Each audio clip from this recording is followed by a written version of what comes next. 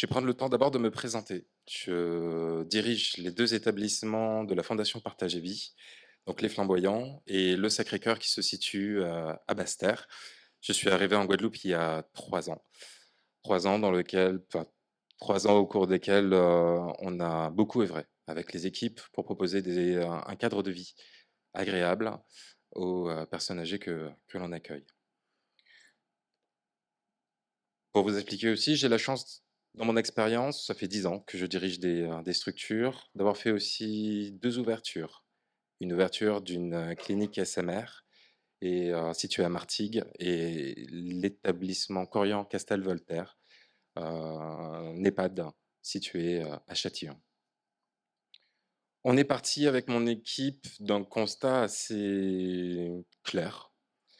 Une transition domicile-institution qui peut être difficile lorsque on prend en compte le contexte et l'image qu'a les EHPAD d'aujourd'hui. On a 2 établissements qui commencent à prendre de l'âge, les Flamboyants qui a 25 ans et le Sacré-Cœur qui a 12 ans. Ce qu'on a constaté également, c'est un défaut d'entretien et ça, je vous l'expliquerai tout à l'heure dans le contexte. Ce qu'on a également repéré, c'est une difficulté de personnalisation des lieux, d'accord? Et une approche un peu trop hospitalière. Déjà à travers les tenues des professionnels, mais également autour des rapports avec la personne âgée. Et c'est ce qu'on a essayé de travailler, ce qu'on a essayé de développer un maximum avec les techniques comme la méthode Montessori et les innovations que vous allez voir tout à l'heure à travers une vidéo. Une des problématiques qui nous a également quand même tenu en émoi, c'est qu'il fallait travailler avec l'existant. On ne peut pas pousser les murs, on ne peut pas démolir, on ne peut pas repartir à zéro. Donc il a fallu faire avec et on a dû s'adapter. Oh, je suis toujours à l'intro. T'inquiète pas. Je vais même, oui, j'ai la télécommande. Je vais même gagner du temps. Au niveau du plan d'action, on s'est attaché à développer les réflexes et les attentions pour un environnement agréable. Travailler avec les équipes pour qu'il y ait un œil client, vous savez, la première image. Dédiaboliser aussi les maisons de retraite. Ça a été un de nos leitmotivs. Et en faire un lieu, des lieux de vie agréables. Remettre la personne âgée au cœur et améliorer le bien-être physique et psychologique.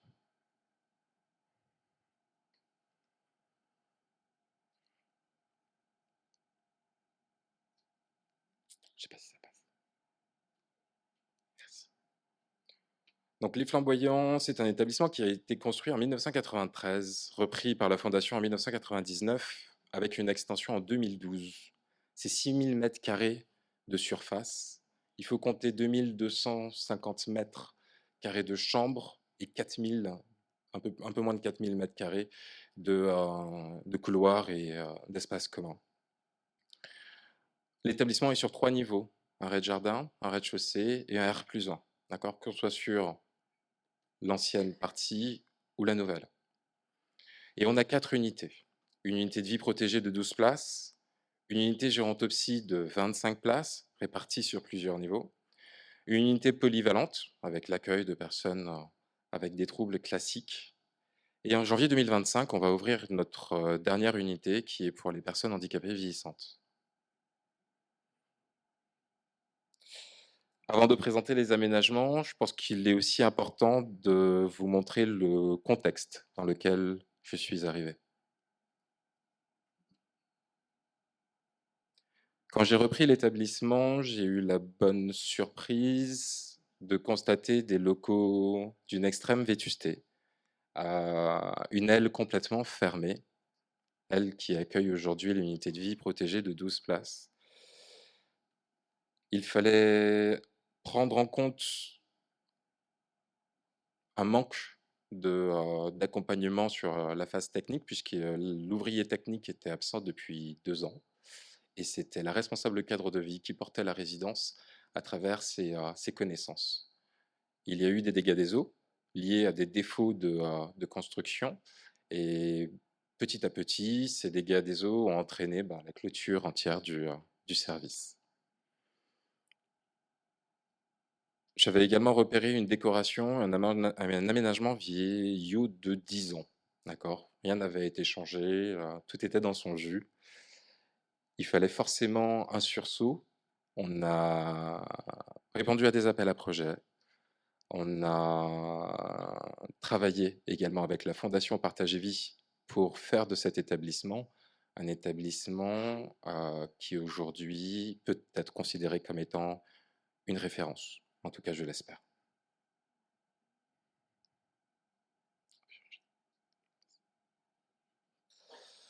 On a travaillé avec la société Corrs, une société qui est en Hexagone, qui a l'habitude de travailler avec des maisons de retraite comme les nôtres.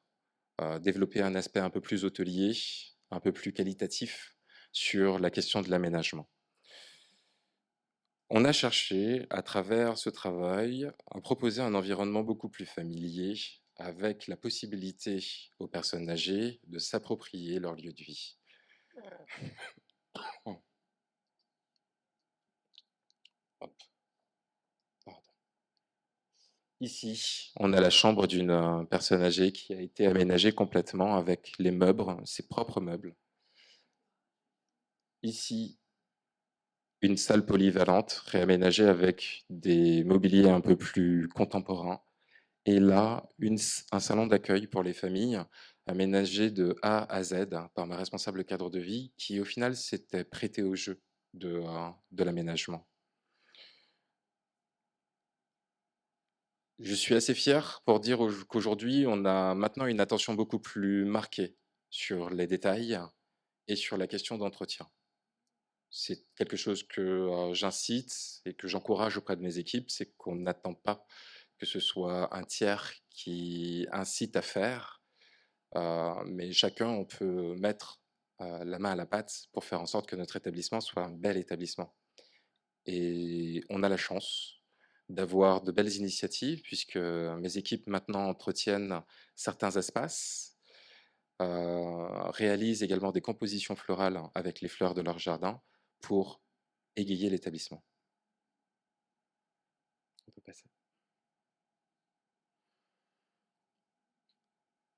En parallèle des aménagements, la décoration, des aménagements et de la décoration, on a aussi cherché à se former, cherché aussi à faire évoluer notre relation auprès des personnes âgées. Et on a mis en place une nouvelle méthode qui est la méthode Montessori.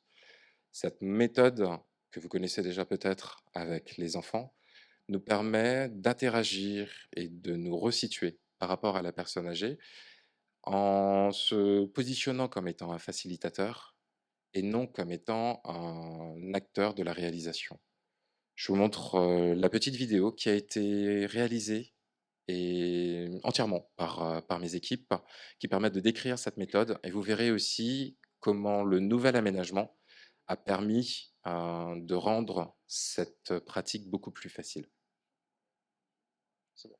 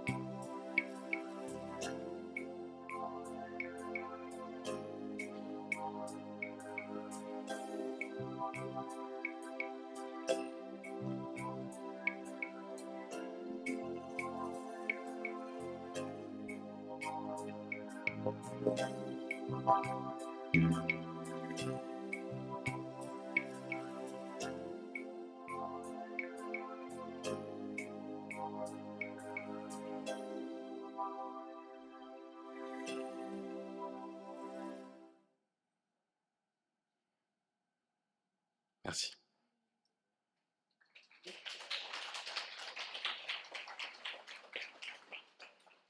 Comme vous l'avez vu, aujourd'hui, on a quelque chose de beaucoup plus sympathique que les photos que je vous ai présentées tout à l'heure. D'accord? Là où vous aviez le dégât des eaux, où on avait une grande pièce vide avec le plafond qui tombait, etc., c'était l'unité qui était présentée aujourd'hui, ce qui n'a plus rien à voir aujourd'hui.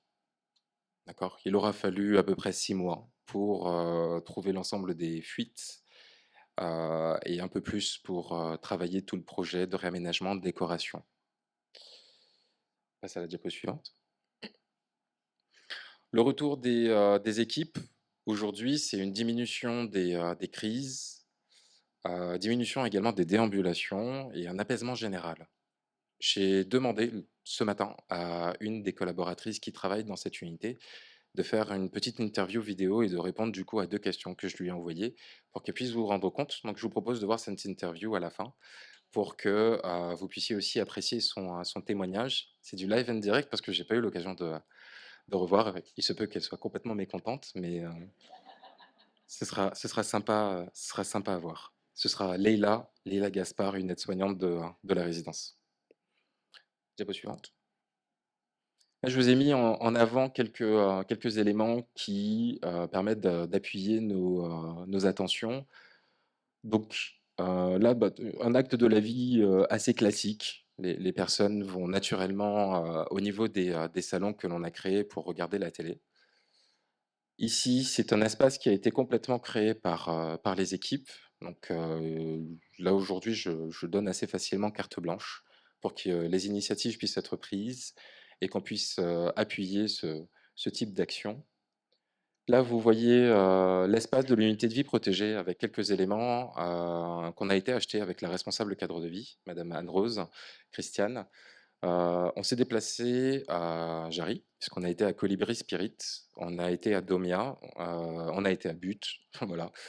Et on a été chercher là où tout le monde va chercher ses meubles d'ameublement et d'aménagement, sa décoration, pour avoir quelque chose qui soit un reflet du domicile. Et grâce à ça, on a des marqueurs assez forts qui permettent d'ancrer tout de suite la personne dans son lieu de vie. Et ça, j'avoue que ça fonctionne très bien. Une des craintes qu'on avait également, c'est que ben, la personne accueillie en unité de vie protégée, à cause de ces troubles, dégrade le matériel et qu'on soit obligé de racheter.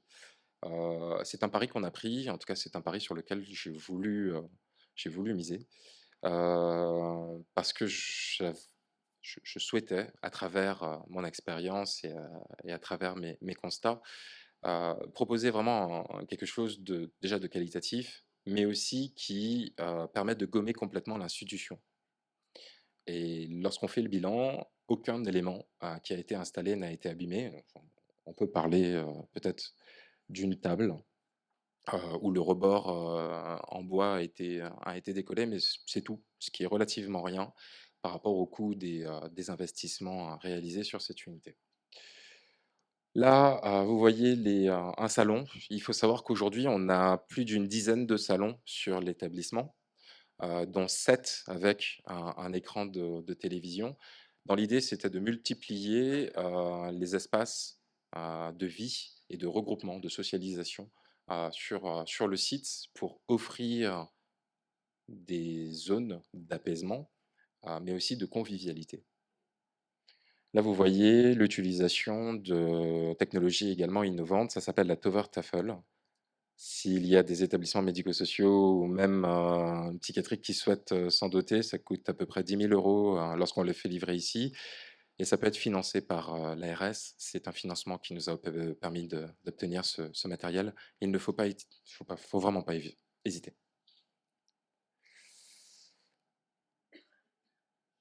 Lorsqu'on regarde également notre établissement, il ne faut pas oublier que nous sommes un établissement de soins. d'accord? Et ce qui était aussi pertinent pour nous, c'était de pouvoir allier les 2 composantes, établissement de vie, établissement de soins. Là, vous voyez, une salle de sport qui a été déménagée, qui existait avant, au rez-de-chaussée, mais dans un espace assez clos, assez sombre, forcément qui n'était plus utilisé par les professionnels. Donc on a décidé de la descendre dans un espace beaucoup plus éclairé, beaucoup plus ventilé. On a racheté du matériel pour que, on soit sur quelque chose de pertinent. Vous le voyez juste là. Ici, on a un matériel aussi qui est, assez innovant, plutôt déployé en hexagone, peut-être moins ici. Ça s'appelle le Motomed. Ça aussi, c'est un coût certain, mais grâce aussi au financement, on a réussi à se doter.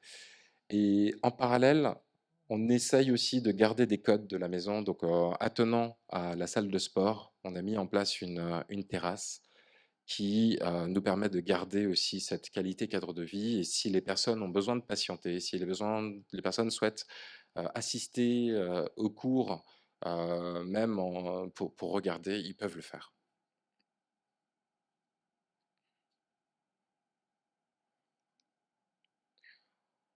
Je vous ai parlé tout à l'heure des 10 salons. Donc, la création d'espaces de convivialité a été un des enjeux pour nous. Ça a été même la priorité quand on a commencé à travailler les réaménagements, lorsqu'on a décidé d'investir sur les travaux, c'était ceux-là qui étaient identifiés en premier. On s'est d'abord focalisé sur les personnes âgées, ensuite on se focalise sur les professionnels. Et aujourd'hui, on multiplie les espaces d'accueil. Quelques membres de l'assistance ont déjà eu l'occasion de visiter l'établissement. Je vous invite également à venir le visiter et m'en faire votre retour. Et vous verrez que grâce à ça, on a quelque chose qui nous permet vraiment de sortir du cadre hospitalier, du cadre du soin pur. Et la prochaine étape, c'est travailler sur les tenues également des professionnels pour avoir quelque chose de beaucoup plus courant.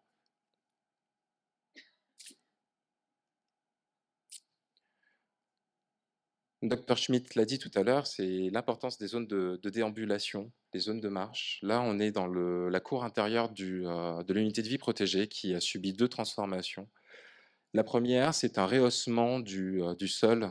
En fait, lorsque je suis arrivé, on avait une marche qui avait un peu plus de 10 centimètres, qui pouvait constituer un risque de chute pour la personne âgée. On avait eu un exemple d'une personne qui avait basculé comme ça. Et on s'était dit, bon, ben voilà, on va réduire ce risque au maximum. On va pas barrer, d'accord? Puisque je trouve que les barrières, à la longue, ça devient assez lourd à porter. Donc, on a rehaussé le sol, on a mis du gazon. Et pendant mon absence, fin septembre, l'équipe encore, qui fait preuve d'une initiative toujours à toute épreuve, a tracé le chemin et est venu poser des pierres blanches dessus pour créer un couloir de circulation à l'intérieur de ce carré. Et la prochaine étape, c'est de l'aménager avec des éléments floraux. Une des réalisations aussi de l'équipe, vous voyez un mur ici, donc ça c'est 2 collaboratrices qui sont extrêmement douées en art, qui ont réalisé ça avec les personnes âgées. Et ici aussi, quelque chose de plus contemporain aussi, qui vient d'aménager l'espace de vie. On l'a parlé également tout à l'heure, je me souviens parce que le docteur Schmitt a vraiment posé les bases de cette présentation et moi je viens l'illustrer. Hem, c'est l'importance des couleurs et la notion de la lumière, pour avoir des espaces de vie, vraiment à part entière. Je suis désolé, j'ai pas les photos d'avant, mais il faut vous imaginer que cet espace était complètement vide avec, 4 fauteuils qui se battaient en duel, jaunes, voilà, assez inesthétique. Et aujourd'hui, on a maintenant, la capacité parce que l'espace est modulaire, hein, ça peut être collé, décollé, c'est quand même assez sympa. On peut y faire 3 petits salons, d'accord? Plus, 2 espaces où les personnes peuvent venir prendre leur café, avec leur famille. Et là, vous voyez une décomposition florale qui a été réalisée par, un membre de l'équipe.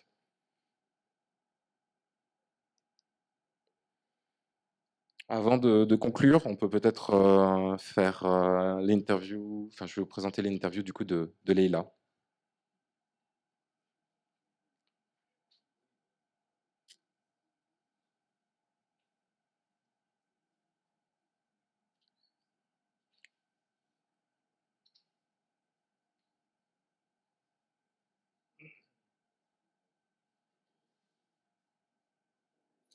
Bonsoir, alors je me présente, je suis Leïla, aide-soignante à l'unité Oiseaux du Paradis au Flamboyant de Gourbert.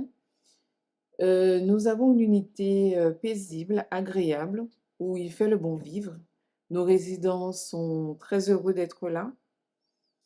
Nous avons un aménagement qui a été mis en place pour leur permettre d'être comme chez eux. Donc, ils peuvent disposer de l'ameublement comme ils veulent. Ils peuvent les ranger, les déplacer, les ranger à nouveau. Et nous avons aussi le fait le fait d'avoir été formés par la méthode Montessori, qui nous permet d'avoir une meilleure prise en charge et d'avoir plus d'interaction avec nos résidents. Alors, concernant, je dirais, l'unité, enfin du moins depuis sa création, nous avons constaté un réel changement au niveau comportemental des résidents. C'est-à-dire qu'ils sont beaucoup plus calmes, beaucoup plus agréables, beaucoup plus réceptifs surtout, que ce soit au niveau des soins ou des activités.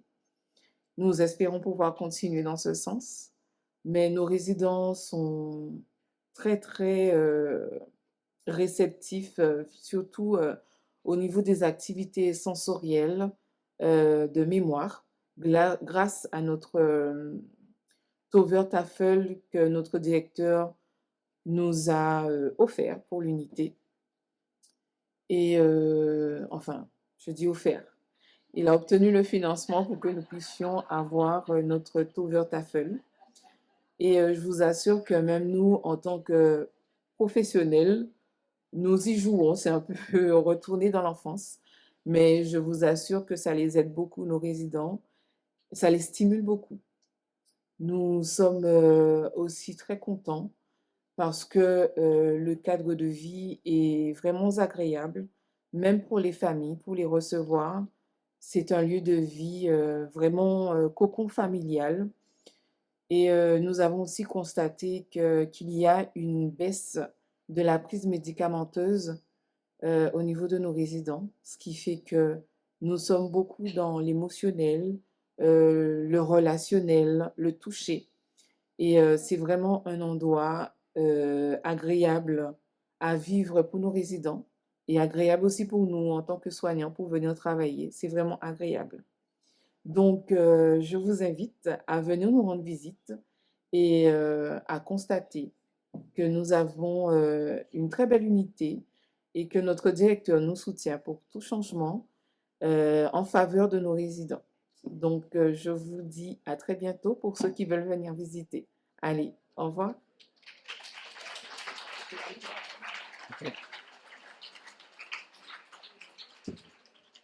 Il n'y avait aucun script, hein.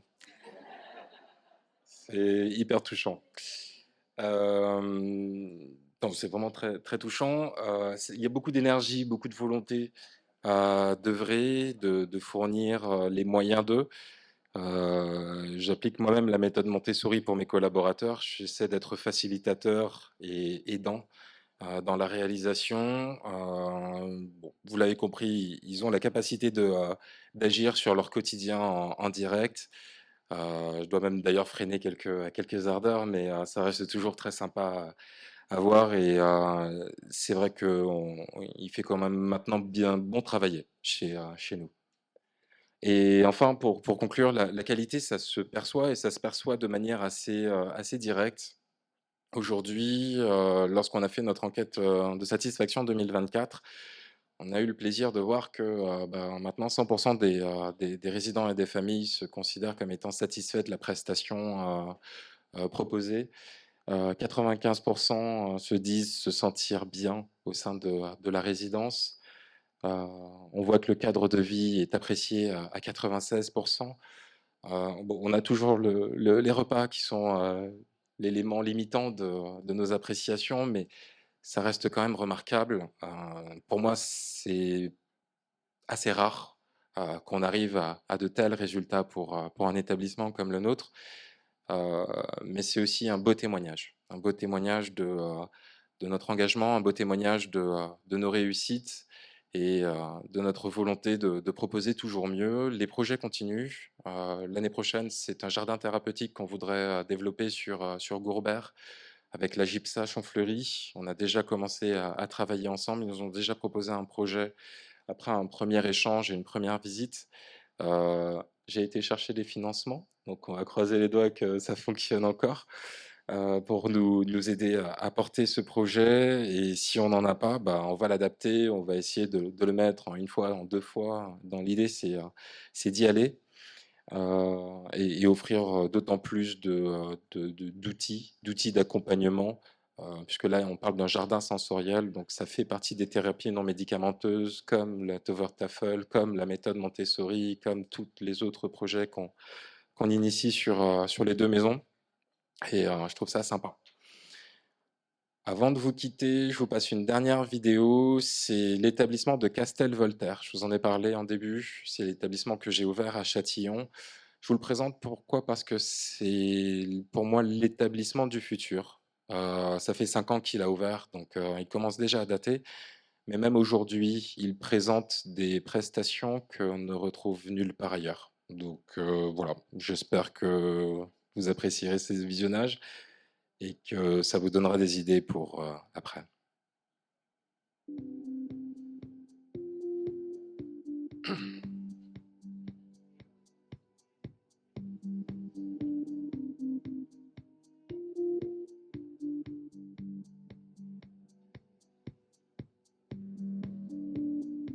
Alexa, active le mode réveil. D'accord.